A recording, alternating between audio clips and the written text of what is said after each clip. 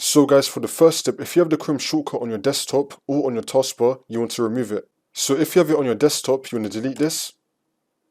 And if you have it on your taskbar, you want to right click on it and then click on unpin from taskbar. And now for the second step, you want to head over to search and type in Google Chrome.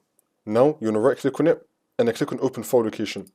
And then once you find Google Chrome, you want to right click on it again and then click on open file location again. Now you want to find Chrome. Now you want to right click on it and then click on show more options and then click on rename. Now we're just going to add a dot at the end of it, so Chrome, and then you want to put a dot and then click on enter.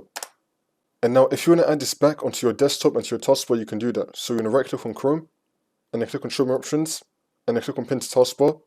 Now for the desktop, you want to right click on Chrome and then click on show more options and then click on create shortcut and then click on yes.